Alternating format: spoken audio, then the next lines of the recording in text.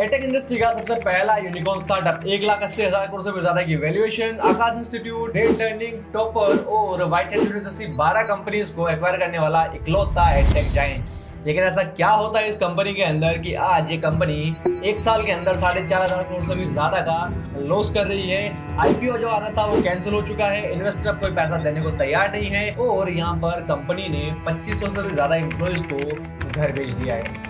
बायजूस सुर्खियों में बनी ही रहती है। कभी आरोप लगते हैं कि कंपनी ने अपने तमाम कर्मचारियों को एक झटके में नौकरी से निकाल दिया, कभी अनाउंसमेंट होता है कि बायजूस ने लियोनेल मेसी को अपना ग्लोबल ब्रांड एम्बेसडर बना लिया। Baiju Ravindran, the founder, the co-founder, along with his wife Vidya Gopalnath of Baijus, decides to write a letter to his employees, explaining to them what all is going on with all that they are hearing about the company. Why did the auditors quit? Why were there resignations from the board of Baiju?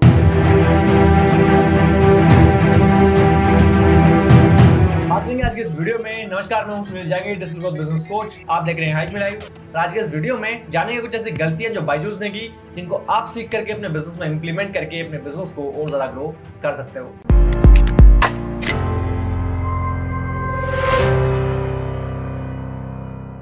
Think and learn private limited के नाम से registered इस बेंगलुरु में startup की starting करते हैं बायजू रविंद्रन, जो कि पहले केट की एग्जाम की प्रिपरेशन करवाया करते थे और उन्होंने खुद भी केट की एग्जाम से दी हैं, जिनमें उनको 100 परसेंटाइल स्कोर मिला था। इस कंपनी का मोटिव था यहाँ पर K to 12 के बच्चों को स्कूल और कंपटीशन बेस्ड एग्जाम की तैयारी करवाना विद ऑनलाइन वीडियो लेक्चर्स, और उन्हीं वीडियो लेक्चर्स को डिलीवर करने के लिए 2015 के अंदर एक एप्लीकेशन लॉन्च किया जाता है जिसका नाम यहाँ पे रखा जाता है बायजूस। और इस ऐप को जैसे ही लॉन्च किया जाता है वैसे ही ये सक्सेसफुल हो जाता है। और इसका सक्सेसफुल होने के पीछे की वजह थी इसके अंदर काम में ली गई पढ़ाने की एक यूनिक टेक्निक। दरअसल बायजूस के अंदर जो भी कंसेप्ट, जो भी थ्योरीज यहाँ पे समझाई जाती थी, सिखाई जाती थी, उनको ग्राफिक्स और वीएफएक्स की हेल्प से अच्छा विजुलाइज करके स्टूडेंट्स को बताया जाता था, जिनसे उनकी लर्निंग और ज्यादा इंप्रूव यहाँ पे हो सके। बट क्या आपको पता है कि ये जो स्टार्टअप है, ये जो बायजूस नाम का जो एडटेक जायंट है, ये एजुकेशन के बिजनेस में कभी था ही नहीं। दरअसल ये हमें एजुकेशन बेचता ही नहीं है, बल्कि ये हमें बेचता है ड्रीम्स। और वो ड्रीम्स हमें कैसे बेचा जाता है ये हम जानते हैं हमारे नेक्स्ट चैप्टर के अंदर।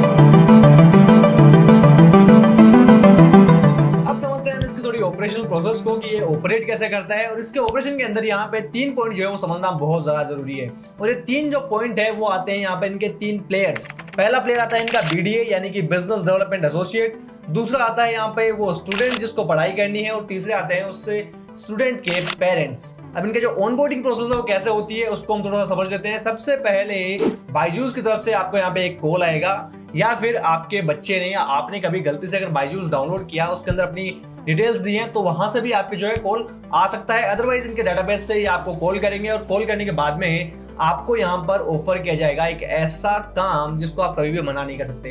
एज ए इंडियन हमारी ये मेंटालिटी रहती है कि जब भी हमें कोई फ्री ट्रायल मिलता है तो उस फ्री ट्रायल को हम लोग बहुत ज्यादा अच्छे से यूटिलाइज करते हैं, और यही होता है जब बायजूस की तरफ से हमें उनका टैबलेट और जो उनका एप्लीकेशन है वो हमें फ्री मिलता है। हम उसको भर भर के यूज लेते हैं, और यूज लेने के साथ में ही उनको बहुत सारा डाटा दे देते हैं, जिनको वो एनालाइज करके अपनी अगली सेल्स पिच यहाँ पर तैयार करते हैं।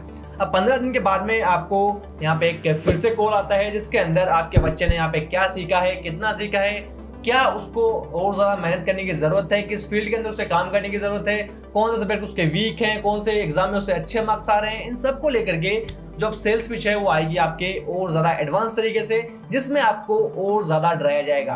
एज ए इंडियन हम लोगों की एक फिलोसफी रहती है, वो फिलोसफी ये रहती है कि हम बहुत ही ज्यादा कम्पिटिटिव नेचर के होते हैं। जो मिडिल क्लास है, जो लोअर मिडिल क्लास के लोग हैं, उनको जब भी कोई ये बताता है कि आपका बच्चा बहुत ज्यादा पोटेंशियल वाला है बट उसको गाइडेंस अच्छी नहीं मिल रही, या फिर पड़ोसी का बच्चा जो है वो और ज्यादा आगे निकल जाएगा, इन सब तरीके के कम्पिटिटिव नेचर की वजह से हम जो हमारे बच्चों को और ज्यादा प्रेशराइज करते हैं पढ़ने के लिए, और ज्यादा कंपटीशन पे डाल देते हैं। अब इसी कंपटीशन का फायदा उठाती है ये कंपनी और आपको एक ड्रीम बेचती है, और वो ड्रीम होता है कि अगर आपने बायजूस का प्रोडक्ट नहीं लिया है तो आपका बच्चा ज्यादा अच्छे मार्क्स नहीं ला पाएगा, और अगर आपका बच्चा पढ़ने में बहुत ज्यादा अच्छा है एक और ड्रीम आपको यहाँ पे दिया जाएगा कि अगर आपने बायजूस नहीं खरीदा तो आपका बच्चा जो है वो बाकी दुनिया से पीछे रह जाएगा, क्योंकि और लोग बायजूस से और ज्यादा आगे बढ़ रहे हैं। तो इस तरीके से आप जो है उनके जाल में फंस जाते हो और अपने बच्चों को और ज्यादा मेहनत करवाने के लिए, उनको और ज्यादा कम्पिटिटिव नेचर का बनाने के लिए, उनको और ज्यादा सक्षम बनाने के लिए आप बायजूस का जो कोर्स है वो खरीदने पे मजबूर हो जाते हो। और कोर्स खरीद के आप ये सोचते हो कि अब आपका बच्चा और ज्यादा मेहनत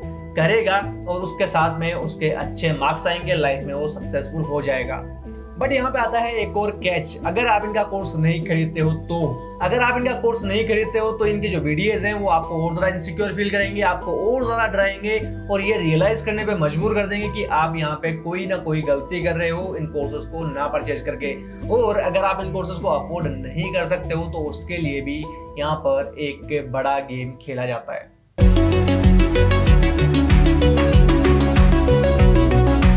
अब यहाँ पे बात करते हैं इनकी टारगेट ऑडियंस के बारे में कि इनकी टारगेट ऑडियंस कौन हो सकती है। तो यहाँ पे जितने भी अमीर लोग हैं, जो रिच पीपल हैं और जो गरीब लोग हैं, वो इनकी टारगेट ऑडियंस कभी भी नहीं बन सकते, क्योंकि अमीर लोग जितने भी हैं उनके पास में बेटर अपॉर्चुनिटीज यहाँ पे रहती है, उसी के साथ में उनके पास में बेटर ऑप्शंस रहते हैं यूनिवर्सिटीज के और कॉलेजेस के। साथ ही साथ वो इतने ज़्यादा इनसिक्योर फील नहीं करते अपने बच्चों के फ्यूचर के लिए। और जो गरीब लोग हैं वो वैसे भी ज़्यादा पैसे स्पेंड नहीं कर सकते हैं अपने बच्चों के एजुकेशन के ऊपर और ना ही भारी कोर्सेज लेकर के उनको पढ़ा सकते हैं। फिर यहाँ पे बचती है हमारी जैसी मिडिल क्लास पॉपुलेशन और मिडिल क्लास फैमिलीज, जो यहाँ पर इनकी सबसे बढ़िया टारगेट ऑडियंस रहती है, क्योंकि यहाँ पर जो मिडिल क्लास फैमिलीज है वो अपने बच्चों के फ्यूचर को सिक्योर करने के लिए, उनकी पढ़ाई के लिए और उनकी ड्रीम्स को पूरा करने के लिए यहाँ पर कितना भी पैसा खर्च करने को तैयार रहती है। स्पेशली बात जब यहाँ पे उनके एजुकेशन की आए, उनके स्कूलिंग की आए, तो यहाँ पर जितना पैसा वो अफोर्ड कर सकते हैं उससे ज़्यादा अपनी लिमिट को पुश करने की कोशिश करते हैं। और जब ऐसे लोगों को बायजूस टारगेट करता है और ये बायजूस के चक्कर में फंस जाते हैं तो बायजूस इनका बहुत ज़्यादा अच्छे से फ़ायदा उठाता है और अपनी मार्केटिंग के थ्रू इनसे बहुत ज़्यादा अच्छा पैसा अर्न करता है। बट यहाँ पर बायजूस जो इनको इतने बड़े सपने दिखा करके अपने कोर्सेज क्यों बेचता है, इसकी बात करेंगे हम हमारे नेक्स्ट चैप्टर में। बायजूस के जितने भी बिजनेस डेवलपमेंट एसोसिएट हैं वो यहाँ पर 3 काम करते हैं। सबसे पहला, वो जितने भी मिडिल क्लास लोग हैं उन सबकी इनसिक्योरिटीज को यहाँ पे बहुत ज्यादा फ्यूल अप करते हैं, उनके हाइपर कम्पिटिटिव नेचर को यहाँ पे बहुत ज्यादा टारगेट करते हैं और उसी के साथ में उनके पास में बहुत कम ऑप्शन बचे हैं, इसलिए यहाँ पर उनको मार्केटिंग के जाल में फंसाया जाता है ताकि वो अपने हाई टिकट प्रोडक्ट उनको बेच सके। अगर आप बायजूस के कोर्सेज की प्राइस यहाँ पे देखते हो K-12 के लिए, तो वो भी यहाँ पे बहुत ज्यादा और प्राइस की हुई है और उसी के साथ में अगर आप IIT JEE की प्राइसेस देखते हो, कोर्सेज की नीट के कोर्सेज की प्राइस देखते हो, तो वो भी यहाँ पे मिनिमम 1 लाख रुपए की निकल करके आती है। अब सबसे जरूरी बात, इतने महंगे कोर्सेज होने के बावजूद भी लोगों को कैसे ये कन्विंस करते हैं, और जो लोग इस कोर्स को नहीं खरीद पाते या नहीं अफोर्ड कर पाते उनको यहाँ पर ये कोर्सेज कैसे बेचे जाते हैं, इसके पीछे भी कंपनी का एक बहुत डर्टी गेम सामने निकल के आता है। बायजू के जो वीडियोस है वो जब भी आपको अप्रोच करते हैं और अपने कोर्सेज पिच करते हैं, अगर आप इसके कोर्सेज खरीदने के लिए तैयार हो जाते हो तब तो वेल एंड गुड, इनके लिए डील हो जाती है। बट अगर आप यहाँ पे तैयार नहीं होते हो तो आपको यहाँ पे ज्यादा इनसिक्योर फील कराया जाता है, आपको यहाँ पे ज्यादा पीछे रहने का डर दिखाया जाता है, आपकी जो ड्रीम्स है उनको यहाँ पे टूटते हुए दिखाते हैं और उसी के साथ में कोशिश करते हैं आपको ज्यादा से ज्यादा मैनिपुलेट करने की और डराने की। उसके बाद में अगर आप कोर्सेज अफोर्ड कर सकते हो तो बहुत बढ़िया बात है, लेकिन जो लोग यहाँ पे कोर्सेज अफोर्ड नहीं कर पाते, ये उनको कैसे कोर्स बेचते हैं उसका भी यहाँ पे एक बहुत डार्क सीक्रेट है। उन लोगों के नाम पे यहाँ पे कंपनी जो है पर्सनल लोन चालू करवा देती है और उनको बताया जाता है कि जब तक आप कोर्सेज पढ़ रहे हो तब तक ही आपको यहाँ पे पैसा भरना है, बट उनके नाम पे एक पर्सनल लोन चालू हो चुका है बिना उनकी जानकारी के, ये उनको कभी भी नहीं बताया जाता। कंपनी जो है इनके नाम पे पर्सनल लोन चालू करवा देती है, इनके बहुत से टाइप्स हैं NBFCs के साथ में जो इनको लोन प्रोवाइड करती है, और यहाँ पर जो पेरेंट है वो बाद में चीटेड फील करते हैं कि उनके नाम पे लोन चल रहा है और उन्हें पता तक नहीं है। और उसके बाद में जितने भी यहाँ पे एजेंट्स होते हैं या रिकवरी एजेंट्स जो होते हैं, जब EMI नहीं भर पाता है कोई तो उनको बार बार फोन करके यहाँ पे धमकाया जाता है, डराया जाता है और उनसे पैसे लिए जाते हैं। ये जितना बोलते हैं बायजूस वाले उतना है नहीं। सबसे पहली चीज ये कहते हैं कि पर मंथ हम आपसे फलाने से इतने पैसे लेंगे, 24 मंथ की आपकी फीस बांधी गई है। तो जब मेरी किस्त कटती है तो पता चलता है कि 24 मंथ के वाले 12 मंथ में पैसे निकालने की कोशिश करे जाते हैं ये। फिर इसकी अगर कंप्लेन करो तो कहते हैं सर 1-2 महीने ऐसे चलेगा, फिर आपसे निकाल लिया, मतलब जितना आप कहेंगे उतना कर दिया जाएगा, 1 पर मंथ कर दिया जाएगा। मतलब जब सारा निचोड़ लेंगे पैसे तो बचेगा कितना? अब इतने सारे ब्लेंडर के बाद में, इतने सारी मार्केटिंग टैक्टिक्स के बाद में, इतने सारे फ्रॉड के बाद में क्या कंपनी रेवेन्यू कर पाती है, और अगर कर पाती है तो कितना करती है, जानते हैं।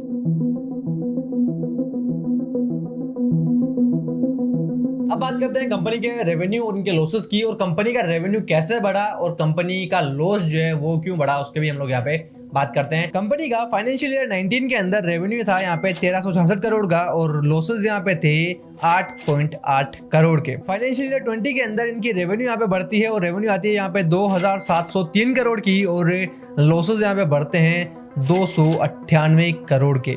और उसके बाद में जब यहाँ पे फाइनेंशियल 2021 की रिपोर्ट आती है, तो उस रिपोर्ट के अंदर पता चलता है कि कंपनी का जो रेवेन्यू है वो यहाँ पे हुआ है 2428 करोड़ का, जबकि लॉस यहाँ पे होता है 4588 करोड़। यहाँ पर कंपनी का जो रेवेन्यू है वो तो गिरा है, लेकिन उसके साथ में कंपनी के लॉसेस यहाँ पे 15 गुना से भी ज्यादा बढ़ गए। तो कंपनी का रेवेन्यू यहाँ पे कैसे बढ़ा 2020 के अंदर, और कंपनी के लॉसेस क्यों बढ़े 2021 के अंदर, इसकी सबसे पहले बात करते हैं। अब ये रेवेन्यू कैसे आता है उसकी सबसे पहले थोड़ी सी बात कर लेते हैं। तो यहाँ पे रेवेन्यू आता है इनका ऑनलाइन कोर्सेज से, ये जो टेबलेट बेचते हैं उन टेबलेट से, या फिर 1-on-1 मेंटरशिप जो प्रोवाइड करते हैं उससे। और ये रेवेन्यू यहाँ पर 2020 के अंदर बढ़ता है, और वो बढ़ता क्यों है उसकी वजह है यहाँ पे कोरोना पेंडेमिक। पूरी दुनिया के अंदर कोरोना यहाँ पे हिट करता है, और उसी के साथ में पूरी दुनिया के अंदर लॉकडाउन लग जाता है। इंडिया में भी लॉकडाउन लग जाता है, स्कूल्स वगैरह खुल नहीं पाते, कॉलेज के अंदर बच्चे जा नहीं पाते हैं, और उसके साथ में ये जो टाइम है वो रहता है बायजूस के लिए गोल्डन अपॉर्चुनिटी का टाइम, जहाँ पे वो अग्रेसिवली मार्केटिंग करते हैं, नए नए BDS को यहाँ पे हायर करते हैं, नए नए टीचर्स को हायर करते हैं, और अग्रेसिव मार्केटिंग के साथ में लोगों को एक्वायर करना शुरू कर देते हैं। लोगों के पास में कुछ ज़्यादा ऑप्शन नहीं होने के कारण वो भी बायजूस के ऊपर कोर्स लेकर के पढ़ाई करने लग जाते हैं। पर जैसे ही कोर्स के अंदर लोग एक्सेस करते हैं, उनको समझ में आना शुरू हो जाता है कि यहाँ से बच्चे जो है वो कुछ भी नहीं सीख पा रहे हैं, ज़्यादा यहाँ पे सीखने के लिए उनको नहीं मिल रहा है। और 2021 के अंदर जैसे ही कोरोना खत्म होता है, सारी चीज़ें वापस से नॉर्मल होना शुरू होती है, वैसे ही स्कूल्स और कॉलेज भी खुलना शुरू हो जाते हैं। और कोरोना के बाद में बच्चों का जो लैपटॉप और कंप्यूटर के ऊपर बैठ के पढ़ाई करने का जो मन था वो भी यहाँ पे खत्म हो चुका था, क्योंकि बच्चे यहाँ पे कंप्यूटर और लैपटॉप के सामने बैठ के पढ़ने से बोर हो चुके थे। वो चाहते थे वापस से फेस टू फेस पढ़ाई करना, और स्कूल खुलने के साथ में ही वो वापस से अपनी स्कूल ज्वाइन करते हैं और पढ़ाई करना शुरू कर देते हैं। अब यहाँ पे लोगों को ज़्यादा देख करके बायजूस जो है वो और ज़्यादा अग्रेसिव तरीके से मार्केटिंग करती है, और मार्केटिंग के ऊपर यहाँ पे बहुत ज़्यादा पैसा खर्च कर देती है, जिसकी वजह से कंपनी का रेवेन्यू कम होता है और लॉसेस बढ़ जाता है। बट यहाँ पे लॉसेस होने का एक कारण और यहाँ पे निकल करके आता है, और वो आता है यहाँ पे बायजू की एक सबसे गंदी स्ट्रेटजी, जो कि है कंपटीशन को बिल्कुल भी ना टिकने देने की। बायजूस जो है वो चाहता है मार्केट के अंदर अकेला डोमिनेट करना, इसीलिए बायजूस ने यहाँ पे 12 कंपनियों को एक्वायर किया था, और ये 12 कंपनियों को जो एक्वायर कॉस्ट है वो मैं आपको यहाँ पे बता देता हूँ। अब सबसे पहले बात करते हैं यहाँ पे आकाश इंस्टीट्यूट की। तो आकाश इंस्टीट्यूट को यहाँ पे खरीदा गया था $1 बिलियन के अंदर 2021 के अंदर। फिर यहाँ पे आता है ग्रेट लर्निंग, जिसको $600 मिलियन के अंदर खरीदा गया था 2021 के अंदर। फिर आता है यहाँ पर टॉपर, जिसको $150 मिलियन के अंदर खरीदा गया था 2021 के अंदर। और आता है व्हाइट हेड जूनियर, जिसको खरीदा गया था $300 मिलियन के अंदर 2020 के अंदर। और 2020 का जो एक्विजिशन था व्हाइट हेड जूनियर का, ये भी बड़ा क्रेजी एक्विजिशन था, क्योंकि यहाँ पर हमने व्हाइट हेड जूनियर के अंदर एक 9 साल का बच्चा कोडिंग सीख करके टेडेक्स टॉक पे जाता है इंटरव्यू देने के लिए। चिंटू जो है वो यहाँ पे कोडिंग सीख करके ऐप बनाता है, जिसके बाद में लोग उस ऐप के अंदर इन्वेस्ट करने के लिए एक दूसरे से मारपीट करते हैं। और वोल्फ गुप्ता की जो स्टोरी है वो लोगों के सामने आती है, जिसमें यहाँ पर ये क्लेम किया जाता है कि आपका बच्चा भी इनकी तरह कोडिंग सीख करके फ्यूचर के अंदर बहुत अच्छा एंटरप्रेन्योर या फिर बहुत ज़्यादा अच्छा कोडर बन सकता है। जो कि बाद में पता चलता है कि ये सारी की सारी मार्केटिंग स्ट्रेटजीज थी, सारी स्टोरीज जो है वो फेक थी, और ये एक स्कैम था, क्योंकि यहाँ पे व्हाइट हेड जूनियर के अंदर ऐसा कुछ भी नहीं सिखाया जाता था, जिसकी वजह से आपका बच्चा कोडिंग के अंदर आगे बढ़ सके। और इसके अलावा भी यहाँ पे 8 अदर कंपनीज को भी यहाँ पे एक्वायर किया गया था, जिसकी लिस्ट आपको यहाँ पे दिख जाएगी। और ये एक्विजिशन 8वें हुए थे $1.3 बिलियन के अंदर। यानी कि यहाँ पे इन्वेस्टर्स ने बायजूस को पैसा दिया, और बायजूस ने यहाँ पे कंपटीशन को ही खत्म कर दिया। हर एक कंपनी यहाँ पे जो अच्छी चलती दिखी, जो उनका कंपटीशन बनता दिखा, उसको एक्वायर करते चले गए। इवन यहाँ पे कुछ टीचर्स भी यहाँ पे ये क्लेम करते हैं उनको बायजूस की तरफ से ऑफर आया। कुछ यहाँ पे छोटे जो स्टार्टअप्स थे उस वक्त, उनको भी ये ऑफर दिया गया था कि वो या तो उनके अंदर एक्विजिशन में आ जाए या फिर डायरेक्ट कंपटीशन फेस करें। जहाँ पर एक नॉर्मल टीचर अलक पांडे जैसा सर, या फिर यहाँ पे अमन दत्तरवाल जैसा सर यहाँ पे 10,000 रुपये, 12,000 रुपये, 5,000 रुपये के अंदर IIT JEE के कोर्सेज बेचते हैं। वहीं पर जब ये कंपनी 1.5 लाख रुपए के, 1-1 लाख रुपए के कोर्सेज बेच रही है, तो यहाँ पे इतना अग्रेसिव होना तो इनका बनता था। और इसी अग्रेसिव नेचर के चलते कंपनी ने बहुत ज्यादा कैश बर्न किया और बहुत हैवी लॉस यहाँ पे फेस किए।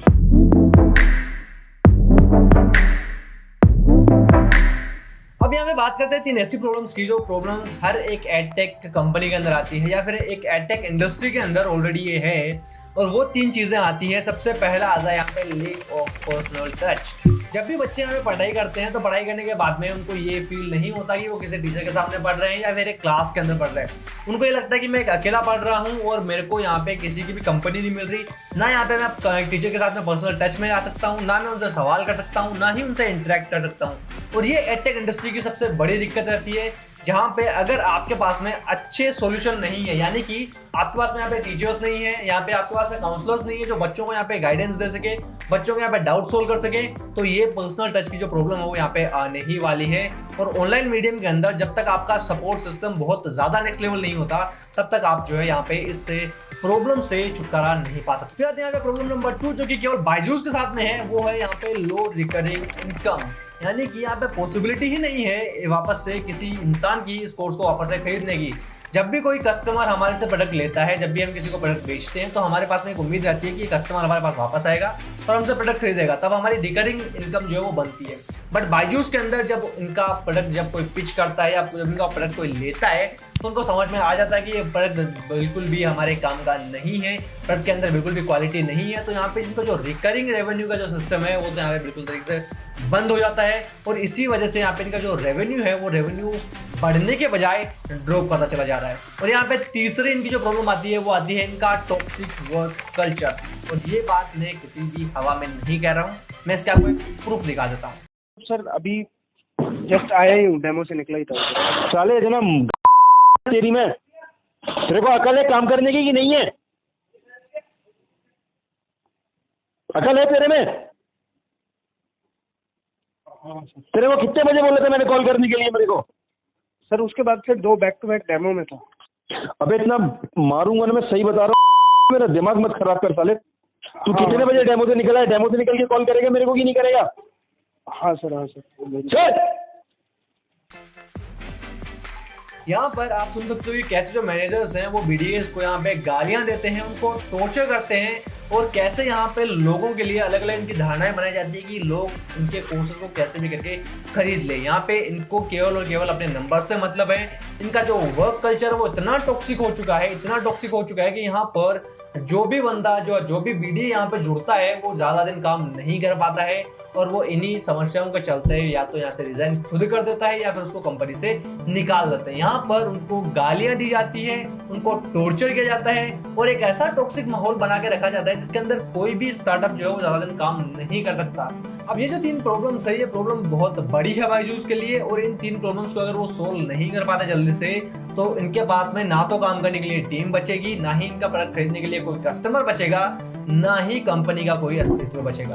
कंपनी की यहाँ पे रेवेन्यू जो है वो US और UK मार्केट के अंदर फिर भी अच्छी हो जा रही है, बट यहाँ पे जितने लॉसेस कर रहे हैं इंडिया के अंदर, वो ये कहीं से भी रिकवर नहीं कर सकते। और इन्हीं कुछ चीजों का चलते यहाँ पे इन्वेस्टर्स जो हैं वो अपने हाथ खड़े कर चुके हैं, और यहाँ पे कोई भी इन्वेस्टर इनको वापस से पैसा देने को तैयार नहीं है। और इसी वजह से अपना IPO लाने की सोच रहे थे कि कैसे भी करके इन्वेस्टर्स का पैसा हम लोग बढ़ा दें और यहाँ पे पब्लिक का पैसा हम लोग लगवा दें, बट ये चीज़ भी इनकी पॉसिबल नहीं हो पाई। और इसी वजह से जो स्टार्टअप है, ये स्टार्टअप यहाँ पे बर्बादी के कगार पे खड़ा हुआ है।